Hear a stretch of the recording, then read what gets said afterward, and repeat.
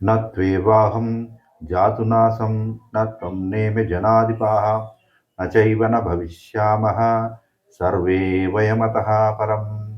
ఈ భగవద్గీత నుండి 2వ అధ్యాయము 12వ శ్లోకం.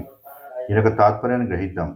నేను ఇదివరకు ఏ కాలంలో లేనట్టు కాదు, నువ్వు కూడా ఇదివరకు ఎన్నడూ లేనివాడివి కావు. అదేవిధంగా ఈ రాజులందరూ కూడా ఇంతకుముందు ఏ కాలంలోనూ లేనివారు కారు. అంతేకాదు మనమందరం భవిష్యత్తులో మళ్ళీ ఉండమని అనుకోవద్దు అన్నది దీని యొక్క తాత్పర్యం. అంటే శరీరం ఏర్పడక ముందు ఆత్మ ఉంది, శరీరం నశించిన తర్వాత కూడా ఆత్మ ఉంటుంది. శరీరానికి మూలం ఆత్మ, అంతేకాని ఆత్మకు మూలం శరీరం కానే కాదు. ఆత్మ యొక్క తాత్కాలిక భౌతికపరమైన ఛాయ మాత్రమే శరీరం.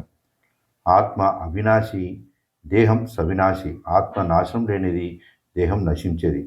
ఆత్మ నిత్యమైనది, శాశ్వతమైనది. కనుకనే నేను, నీవు, ఈ రాజులందరూ శాశ్వతమైన ఆత్మస్వరూపులం.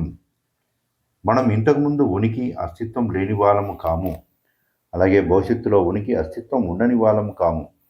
ఎల్లప్పుడూ ఉనికి కలిగి ఉండే శాశ్వతమైన ఆత్మలం మనం అని సమస్త జీవులు ఆత్మవత్ అనే విషయాన్ని ప్రతిపాదిస్తున్నారు శ్రీకృష్ణ పరమాత్మ. సమస్త జీవరాశి సమస్తము ఈ శరీరం అనేది తాత్కాలికమైనటువంటి ఒక ఛాయ మాత్రమే. ఈ శరీరానికి ముందు ఉన్నటువంటి ఆత్మ పదార్థం మనము ఈ శరీరంలో ఉన్నాము, ఈ శరీరం తర్వాత కూడా మనం ఉంటాం అన్నటువంటి సత్యాన్ని, శాశ్వతమైన ఆత్మ పదార్థం అన్న విషయాన్ని ఈ శ్లోకం ద్వారా భగవానుడు చెప్పడం జరిగింది.